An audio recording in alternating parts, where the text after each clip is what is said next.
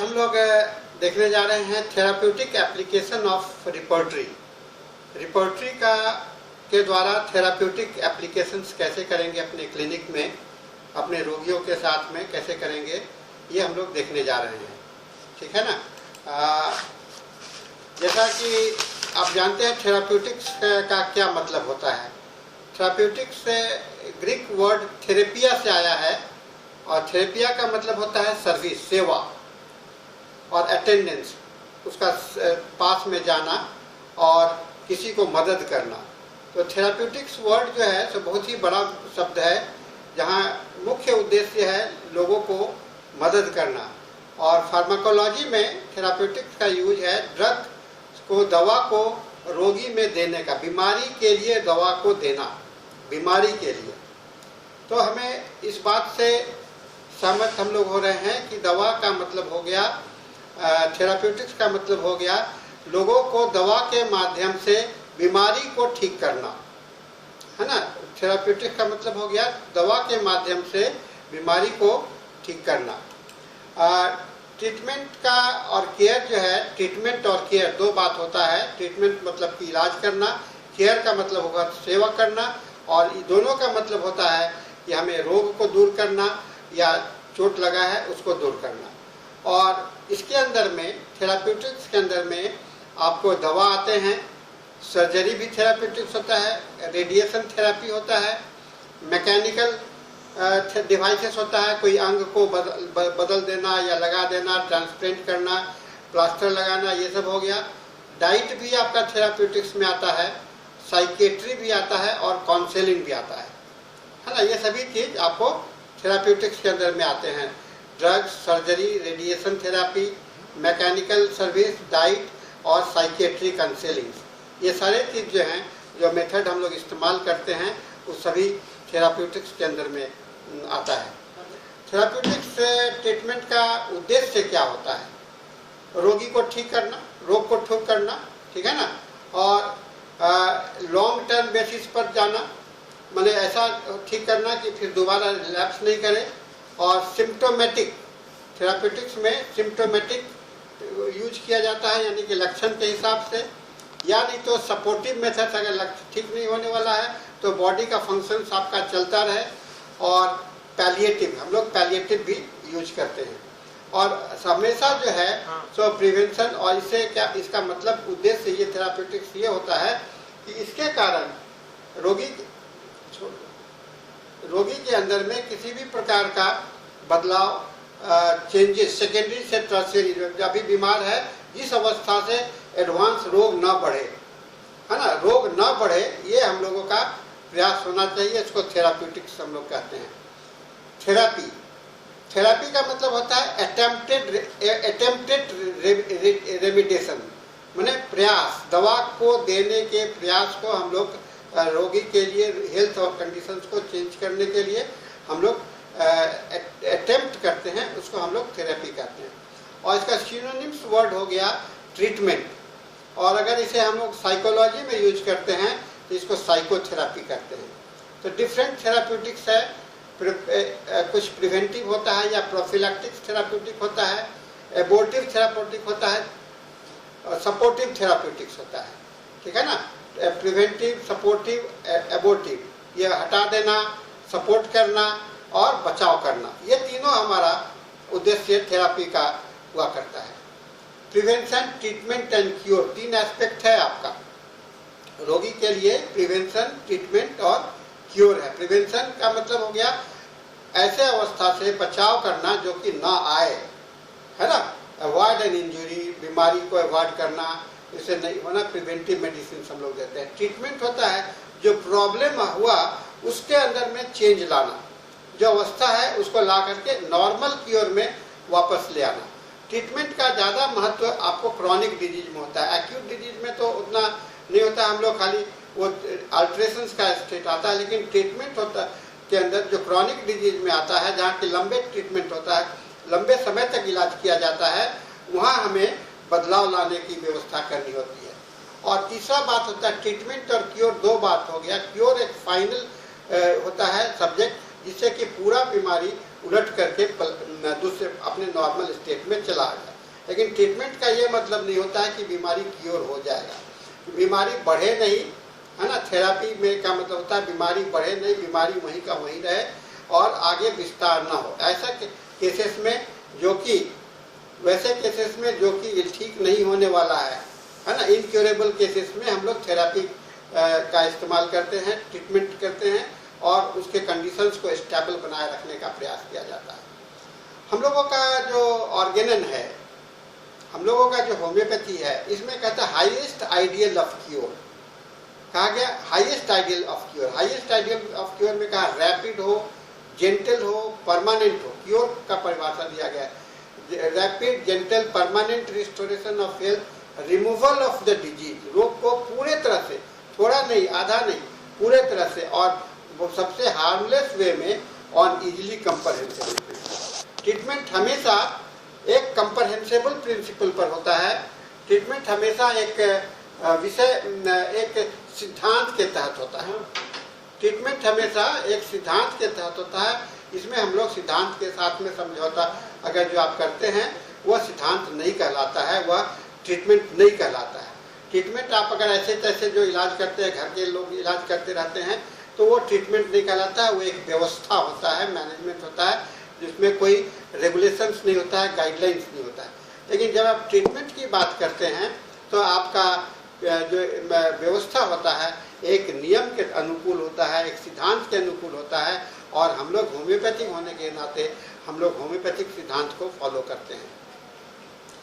Homeopathy में कहा गया है कि डिजीज को जानने के लिए हमें लक्षण के सिवा और कोई भी रास्ता नहीं है। लक्षण ही रोग का जानने का है। कहा गया है कि रोगी बीमार है, रोग का अंग नहीं। इस बात को हम लोग को दिमाग में रखना पड़ेगा। रोगी बीमार है, यानी कि हमारे यहाँ जो होम्योपैथी में थेरेपी का जो एप्लीकेशन होगा, रोगी को ठीक करना है, रोग को ठीक नहीं करना है। यानी कि रोगी ठीक करेंगे तो रोग भी ठीक हो जाएगा। बात समझ रहे हैं ना। एलोपैथी में है कि रोग को ठीक करना है, रोगी का वहाँ पर प्रधानता नहीं है, वहाँ पर प्राइमरी जो इम्पोर्टेंस है वह रोग का है। यहाँ पर होम्योपैथी में जो प्राइमरी इम्पोर्टेंस है वह रोगी का है। तो इसलिए सिम्टम्स का ज़्यादा महत्व हो जाता है हम लोग, और इस सिम्टम्स में जो पिक्यूलियर कैरेक्टर जो कि इसको इंडिविजुअलाइज करता है, रोगी की पहचान बताता है, रोगी की पहचान बताने वाला लक्षण को हम लोग यहाँ पर प्राइमरी सिम्टम्स कहते हैं। ये बहुत ही महत्वपूर्ण होता है। इसलिए हमारा जो थेराप्यूटिक अप्रोच है, रोगी के प्रति हमारा जो अप्रोच है, रोगी को ठीक करने का जो अप्रोच है, वह रोग को ठीक करने का अप्रोच नहीं है। हमारा थेराप्यूटिक जो है तो वह रोगी को ठीक करने का अप्रोच है। होम्योपैथी में रोगी को ठीक करना ही अप्रोच है। इसको हम लोग, हमारा थेराप्यूटिक्स और एलोपैथी के थेराप्यूटिक्स में अंतर है। आप लोग जब होम्योपैथी में थेराप्यूटिक्स को अलग से देखते हैं, जैसे आप प्रैक्टिस ऑफ मेडिसिन में देखते हैं, गायनी में देखते हैं, सर्जरी में थेराप्यूटिक्स का अध्ययन करते हैं डिजीज का, तो वहाँ पर एक लोकल व्यवस्था की बात करी गई है। वहाँ पर लोकल व्यवस्था का है, वह एलोपैथिक कॉन्सेप्ट का है। लेकिन जब आप होम्योपैथिक कॉन्सेप्ट से किसी बीमारी को ठीक करना चाहते हैं तो उसे उस रोगी को देखना पड़ेगा, है ना। उसके रोगी के पिक्यूलियर कैरेक्टरिस्टिक सिम्टम्स को देखे बिना होम्योपैथिक थेराप्यूटिक सक्सेसफुल नहीं होता है। तो आपका होम्योपैथिक दवा देते हैं और अगर वह रोग को दिमाग में रख करके देते हैं, रोगी को दिमाग में रख करके नहीं देते हैं, तो वह एलोपैथिक थेराप्यूटिक्स हो गया। होम्योपैथिक मेडिसिन यूज करते हुए भी आप एलोपैथिक थेराप्यूटिक कर रहे हैं। लेकिन अगर होम्योपैथी में अगर आप रोगी को ध्यान में रख करके जो लक्षण के चुनाव करके आप दवा का सिलेक्ट करते हैं, वह थेराप्यूटिक जो है तो आपका होम्योपैथिक थेराप्यूटिक। तो बात को हमें स्पष्ट समझ लेना होगा कि थेराप्यूटिक अप्लाइड एस्पेक्ट है ऑफ द मेडिसिन है। आप कहाँ आपका टारगेट है, कहाँ आपका लक्ष्य है ना, किस जगह पर आप इलाज करना चाह रहे हो। आप रोग का इलाज करना चाह रहे हो या रोगी का इलाज करना चाह रहे हो। अगर रोगी का इलाज करना चाह रहे हो तो हमें होम्योपैथिक ढंग से इलाज करना होगा, और होम्योपैथिक ढंग से इलाज करने के लिए आपको क्या करना पड़ेगा, आपको सिम्टोमेटिकली जाना पड़ेगा, इंडिविजुअलाइज करना पड़ेगा, पिक्यूलियर कैरेक्टरिस्टिक सिम्टम्स खोजना पड़ेगा। तो इस चीज़ को हमें बहुत अच्छा से दिमाग में रखना है कि रोगी को इंडिविजुअलाइज करेंगे तो, और हम होम्योपैथी, इसलिए हमारा दायरा जो है सो एलोपैथी के थेराप्यूटिक से बहुत ज़्यादा है, उनका दायरा लिमिटेड है। दवा कम ही दवा को एक ग्रुप बना लेते हैं। लेकिन हमारा होम्योपैथी का दायरा जो है सो अनलिमिटेड है, इसका वास्ट स्कोप है। हम लोग ज़्यादा से ज़्यादा रोगी को हम लोग लाभ पहुंचा सकते हैं, ठीक है ना। तो ये हम लोग को दिमाग में रखना है कि रोगी को हम लोग कितना लाभ पहुंचा सकते हैं। रोगी को लाभ पहुंचाना ही हमारा उद्देश्य है, रोगी का ही इलाज करना हमारा उद्देश्य है। और हमारा होम्योपैथिक थेराप्यूटिक एलोपैथिक थेराप्यूटिक से इस बात में भिन्न है कि हम लोग रोगी का करेंगे, वो लोग रोग का करते हैं, ठीक है। तो जब रोगी और रोग की बात आती है तो हमें इस बात को दिमाग में रखना पड़ेगा कि हमें होम्योपैथिक तरीका से इलाज करना है और रोगी ही हमारी प्रधानता है। और रोगी की प्रधानता होने के कारण हम दवाओं के सीमा में नहीं बंधते हैं, लक्षणों के सीमा में नहीं बनते हैं। हमारा लक्षण एक प्रैक्टिकल बेस्ड सिम्टम्स है जो कि व्यक्ति में मिलता है, मनुष्य में मिलता है, उस पर्टिकुलर पेशेंट में मिलता है। उस पर्टिकुलर पेशेंट के पिक्यूलियरिटी के आधार पर हम लोग दवा का चुनाव करते हैं। थेराप्यूटिक्स से हमारा जो होम्योपैथी के थेराप्यूटिक्स को अप्लाई करने के लिए आपको मेट्रिया मेडिका में जाना पड़ता है। और मेट्रिया मेडिका का अनंत सागर है। इसीलिए हम लोग का जो अप्रोच है, थेराप्यूटिक अप्रोच है, वह खोज का अप्रोच है, रिसर्च का अप्रोच है, नेविगेट करने का अप्रोच है। रिसर्च माने खोजना, है ना, अनुसंधान करना। नेविगेट करने का मतलब हुआ रास्ता को खोजना, प्रयास करना ही। उसका एक जगह से हम लोग को चलते रहना। कहाँ चलना? मेट्रिया मेडिका में चलना, है ना। एक टॉर्च लेकर के मेट्रिया मेडिका में चलना। और इसके यही हमारा थेराप्यूटिक अप्रोच है। होम्योपैथी का थेराप्यूटिक अप्रोच है, रोगी के लक्षणों को लेकर के आप मेट्रिया मेडिका में जाइए और मेट्रिया मेडिका में दवा को सिलेक्ट करके लाइए और वह आपका रैशनल थेराप्यूटिक्स ऑफ होम्योपैथी कहलाएगा। रैशनल थेराप्यूटिक ऑफ होम्योपैथी कहलाएगा। यहाँ दवा बंधन नहीं है, यहाँ सीमा जो है, दवा की सीमा जो है अनंत है। और वह अनंत है जो आपका रोगी तक चला जाता है, ठीक है ना। वह रोगी तक चला जाता है और रोगी के दायरे में हम लोग विस्तार में हम लोग इलाज करते हैं, ठीक है ना। ये कहते हैं थेराप्यूटिक, कहते हैं research for a medicine for an individual case. Homeopathic therapeutics क्या है? Research for a medicine for a individual, एक व्यक्ति के लिए दवा का अनुसंधान करना, है ना। इसके लिए आपको क्या करना है? पेशेंट एज ए होल, रोगी को संपूर्ण रूप से देखना, उसके समस्या को देखना, उसके पर्टिकुलर लोकेशन को देखना, उसके एसोसिएटेड सिम्टम्स को देखना, कॉजेशन को देखना, मॉडलिटीज को देखना और टाइम मॉडलिटीज को देखना। पेशेंट एज ए होल, आपको बॉर्निंग-घुसेन्स का कैरेक्टरिस्टिक्स वैल्यू ऑफ सिम्टम्स याद होगा, है ना, जो 7 hexameter. Patient as a whole, उसकी समस्या, उसका पर्टिकुलर लोकेशन, उसका रिलेटेड प्रॉब्लम्स, उसका कॉजेशन, उसका मॉडलिटी और टाइम मॉडलिटी, ये सारे चीज को जब आप एक्सप्लोर करते हैं, खोजते हैं और उसके आधार पर जो दवा का चयन करते हैं, वह आपका थेराप्यूटिक अप्रोच कहलाता है, ठीक है ना। होम्योपैथी में कॉन्सेप्ट ऑफ टोटलिटी की बात करेंगे।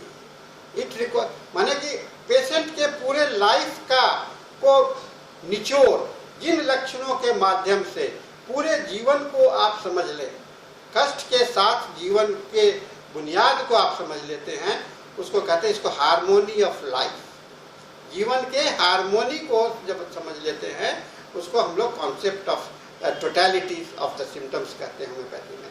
लक्षणों के संख्या पर नहीं जाते हैं, उतने लक्षण को लिए जाते हैं जितने से कि आपको रोगी के व्यक्तित्व की जानकारी हो जाए, रोगी के लाइफ सिचुएशंस की जानकारी हो जाए, है ना, रोगी के लाइफ सिचुएशंस की जानकारी हो जाए, उतने लक्षण आपको यहाँ पर लिए जाते हैं, ठीक है ना। इसमें कहते हैं सिमिलिमम को खोजना। सिमिलिमम क्या है?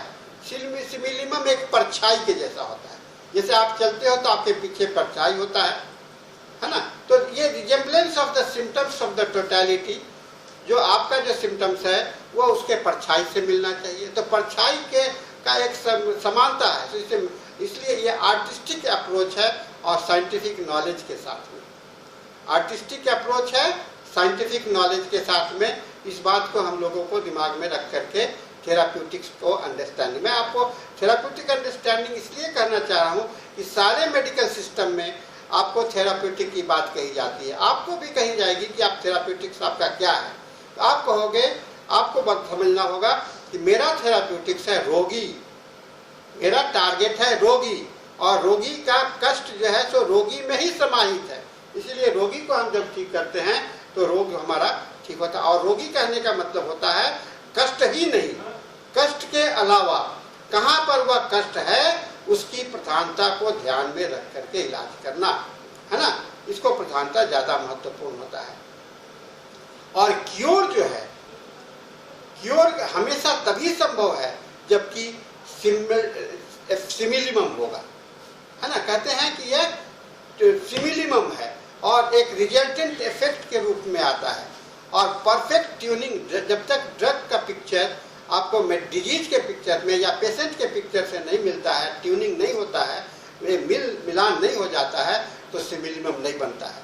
और सिमिलिमम ही आपके यहाँ क्योर है, सिमिलिमम को ही क्योर कहते हैं। इसीलिए सारे प्रयास होम्योपैथी में क्या किया जाता है, सिमिलिमम को खोजने के लिए सारा प्रयास हमारा क्या है, सिमिलिमम मेडिसिन को खोजने। और सिमिलिमम मेडिसिन कहने का मतलब रोग से सिमिलिमम नहीं, रोगी से सिमिलिमम, रोग से सिमिलिमम नहीं, रोगी से सिमिलिमम।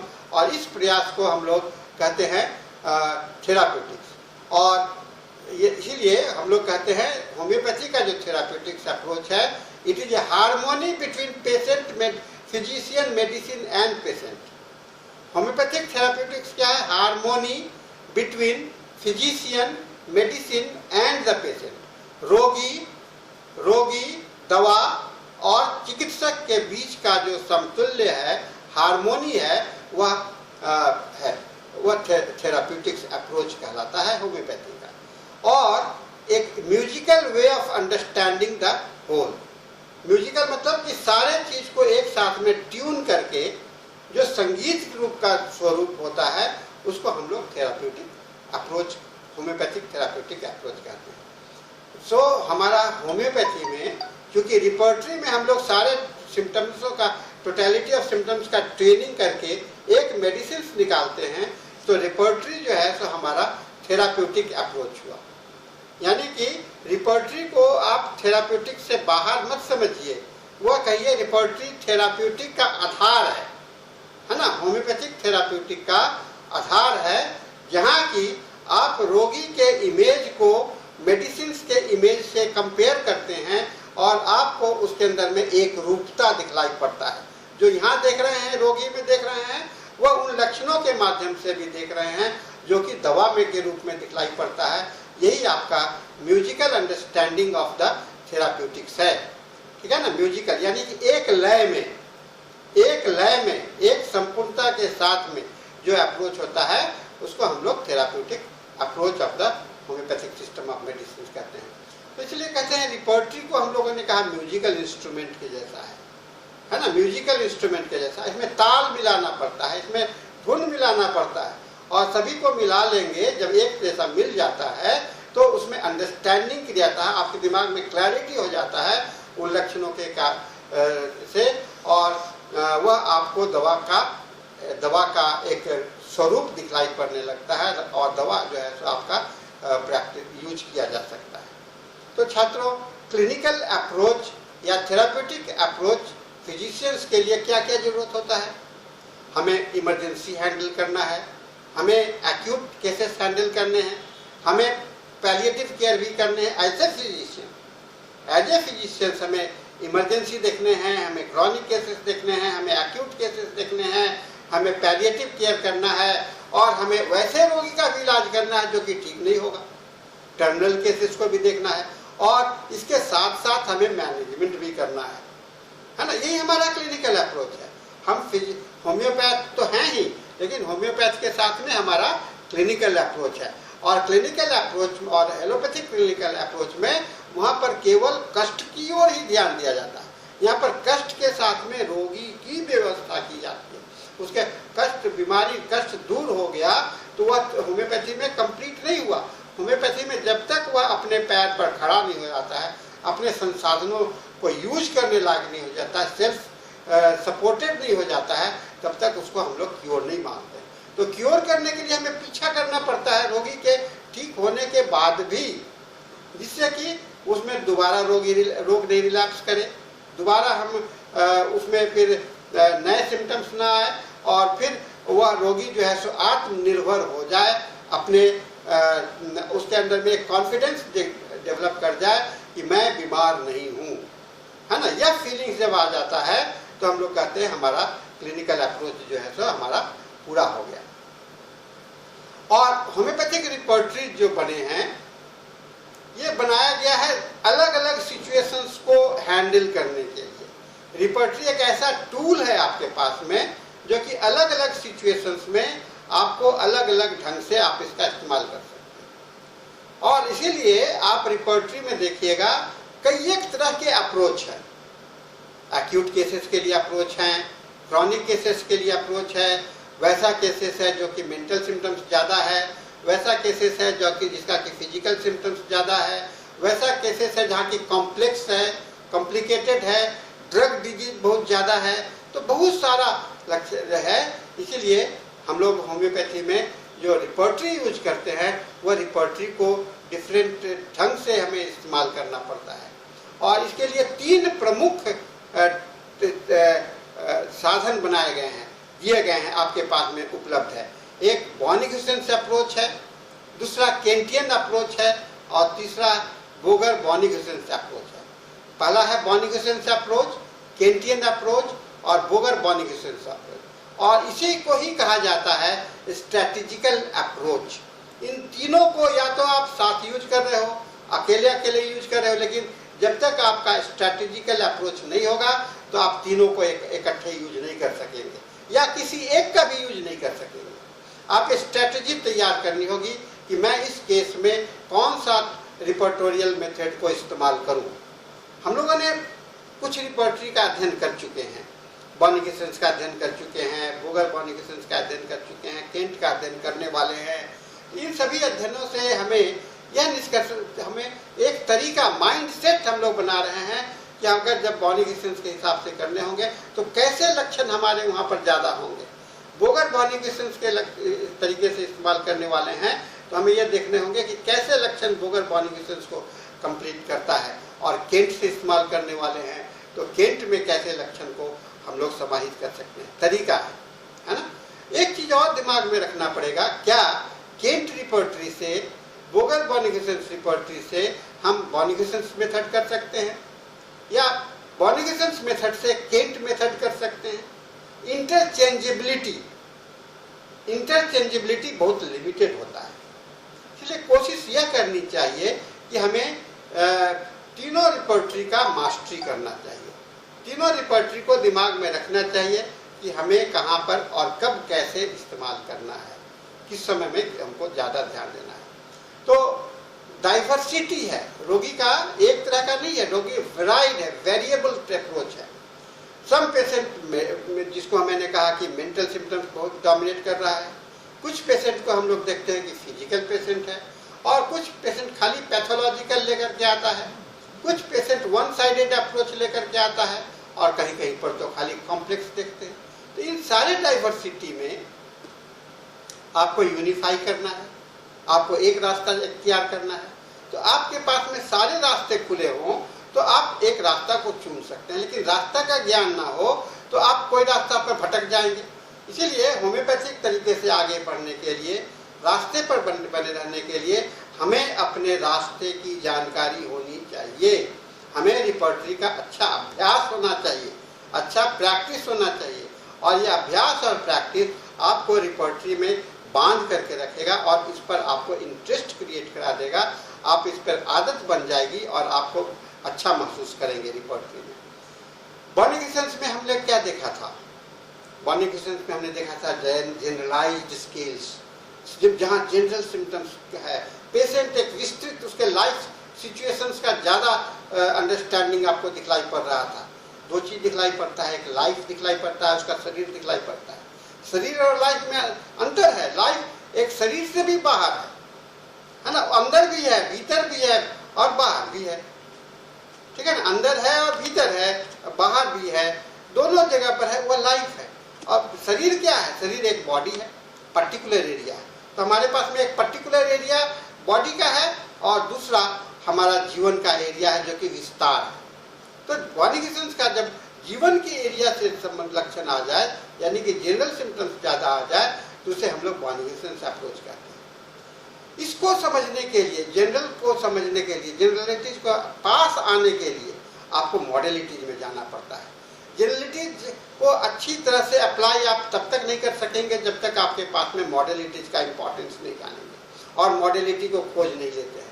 तो जिस केसेस में आपको मॉडलिटी ज़्यादा मिल रहा है, जिस केसेस में कॉन्कॉमिटेंट ज़्यादा मिल रहा है, जिस केसेस में फिजिकल सिम्टम्स ज़्यादा मिल रहा है, तो आपके पास में एक रास्ता मिल जाता है बॉनिफिसेंस रिपर्टरी को यूज करने के लिए, और आप इसमें के माध्यम से जो दवा आता है उसे आप मेंटल डिफरेंशिएशन के हिसाब से आप दवा का चुनाव कर लेते हैं। तो यह बॉनिफिसेंस अप्रोच हमारे लिए बहुउपयोगी अप्रोच माना जाता है और प्राइमरी फंडामेंटल अप्रोच माना जाता है। दूसरा है केंट अप्रोच। केंट में मेंटल प्रधानता दिया गया है और जनरलाइजेशंस को लिमिट किया गया है, यानी कि सभी कुछ जनरल नहीं है, कुछ पर्टिकुलर भी है। शरीर भी है ना, शरीर का भी महत्व हम लोग यहाँ पर देख रहे हैं। केंट अप्रोच में शरीर का भी महत्व देख रहे हैं। बॉनिफिसेंस अप्रोच में शरीर का महत्व नहीं, वहाँ पर लाइफ का खाली इंपॉर्टेंस है। यही अंतर हम लोग कहते हैं केंट और बॉनिफिसेंस में। केंट में लाइफ का इम्पोर्टेंस और बॉडी का इम्पोर्टेंस दोनों का है, और कहा कि हर एक लाइफ जो है सो एक बॉडी के माध्यम से ही दिखलाई पड़ता है। जीवन कहाँ से दिखलाई पड़ता है? एक बॉडी के माध्यम से दिखलाई पड़ता है, इसलिए बॉडी को भी देखना पड़ेगा ना। बॉडी को देखने से आपके पास में आपको जीवन को भी देख पाइएगा। ये बड़ा अच्छा साधन है जहाँ की आप लाइफ को भी देखते हो, बॉडी को भी देखते हो। तो केंट को कहा गया प्रैक्टिकल अप्रोच, केंट को प्रैक्टिकल अप्रोच। और बाद के जितने सारे रिपर्टरी हैं, जैसे synthesis repertory, synthetic repertory, complete repertory, ये सारे रिपर्टरी में आप देखिएगा कि केंटियन अप्रोच है। लेकिन इन रिपर्टरी को आप बॉनिफिसेंस तरीके से भी इस्तेमाल कर सकते हैं।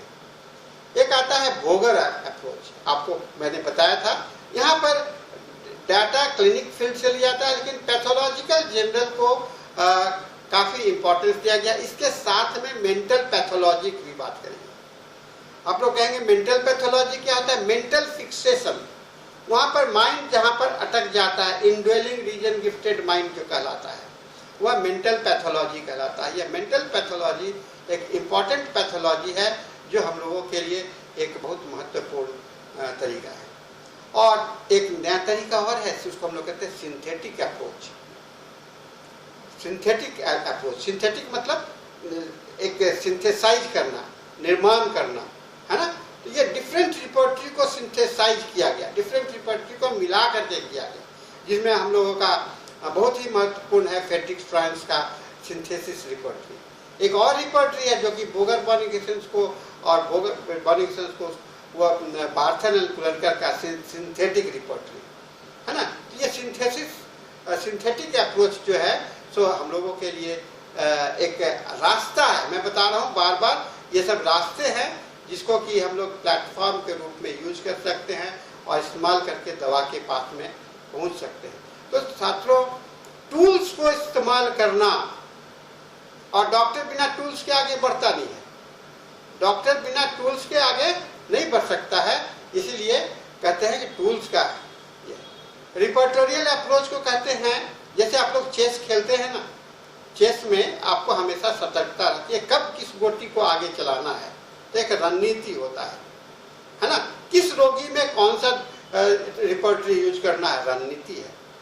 तो चेस प्लेइंग कहते हैं, चेस प्लेइंग वर्सेस रिपर्टोरियल अप्रोच, दोनों एक है। अगर आप चेस खेलना अच्छी तरह से जान रहे हैं तो रिपर्टोरियल अप्रोच को भी आप बहुत अच्छा से समझ रहे हैं, है ना। और एक बात का दिमाग में रखना पड़ता है, पास्ट को कभी रिकॉल नहीं कीजिए एक रोगी में। पुराने पेशेंट को उस पेशेंट से तुलना करके मत करिएगा, क्योंकि तुलना करिएगा तो आपको रोगी के पास में आप नहीं पहुंच पाइएगा, सही नहीं पहुंचेगा, कंपैरिजन में आ जाएगा।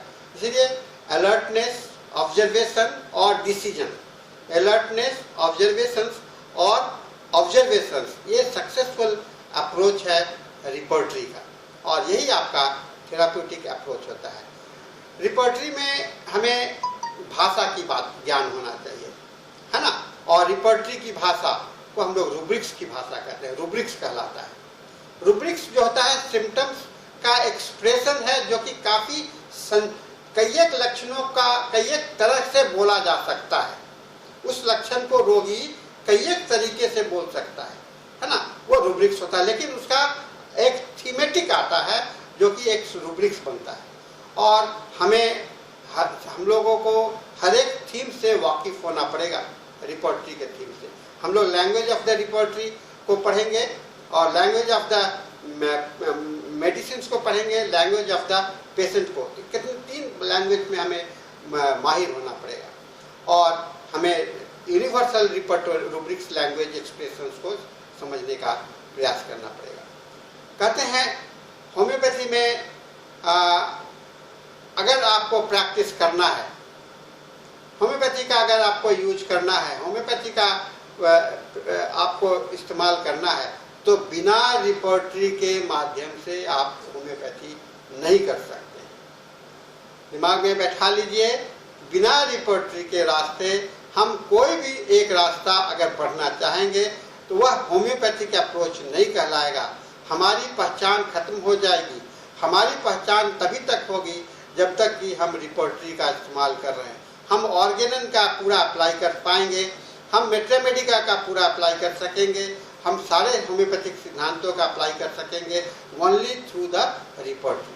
ऑर्गेनन अभी अधूरा हो जाता है जब आप रिपोर्टरी को इस्तेमाल नहीं करते हो, क्योंकि ऑर्गेनन के सारे प्रिंसिपल्स को एक साथ अप्लाई करना है। ऐसा नहीं है कि ये प्रिंसिपल सिमिलिमम जो है सो एक स्थिति में काम करेगा, दूसरी स्थिति में नहीं करेगा, मिनिमम डोज एक स्थिति में काम करेगा, दूसरे में नहीं करेगा, ऐसा नहीं है। ये यूनिवर्सल लॉ है, ठीक है ना। यूनिवर्सल लॉ के यूनिवर्सलिटी को हमें याद रखना है। ये हमारा practical approach to the homeopathic therapeutics कहलाता है। तो छात्रों, मैंने आज आपको यह बताने का कोशिश किया, आप थेराप्यूटिक नाम से भ्रमित ना हो, थेराप्यूटिक शब्द से भ्रमित ना हो, क्योंकि थेराप्यूटिक शब्द जो है सो हमेशा दिमाग सीमित करता है दवा में। लेकिन जब होम्योपैथिक थेराप्यूटिक कहते हैं तो कहते हैं असीमित दवा, अनलिमिटेड मेडिसिन। अनलिमिटेड मेडिसिन मतलब मेडिसिन जो कि रोगी के पास में पहुंच जाए, जो वही रोगी सही दवा होता है। सिम्टम्स का ही, सिम्टम्स बेस्ड मेडिसिन थेराप्यूटिक है होम्योपैथी में, और डिजीज बेस्ड मेडिसिन जो है वह एलोपैथी में है। तो ये दोनों चीज को जब आप अच्छी तरह से ख्याल रखेंगे तो थेराप्यूटिक्स के भाषा को आप अलग अलग सब्जेक्ट भी आप पढ़ रहे हो, ओबीजी में, ऑब्स गायनी में, सर्जरी में, प्रैक्टिस ऑफ मेडिसिन में, सभी जगह पर थेराप्यूटिक। तो कुछ कॉमन दवाई को आपको वहाँ पर रखा गया है, वह सभी जगह पर काम वह नहीं करेगा, और जब बशर्ते कि आप इंडिविजुअलाइजेशंस में नहीं आते हो। तो यह एक रास्ता है, इंडिकेशंस है।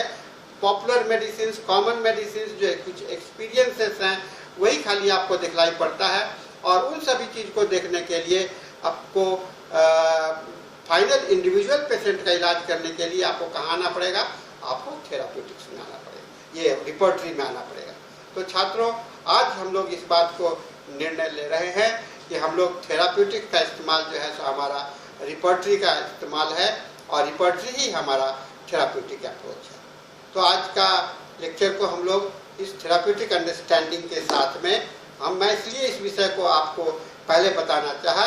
यह विषय जो है सो आपका अति गंभीर विषय है, आपके दवा चुनाव से, आपके जीवन के प्रैक्टिस का, क्लिनिकल प्रैक्टिस से जुड़ा हुआ है, और इस चीज़ को आप अगर आप बैठा लेते हैं दिमाग में, तो आपके पास में बहुत बड़ा साधन आपके पास में उपलब्ध हो जाता है।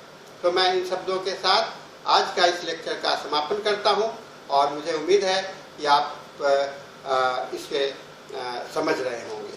सो इन शब्दों के साथ मैं आप सभी को थैंक यू बोलता हूँ। Thank you everyone.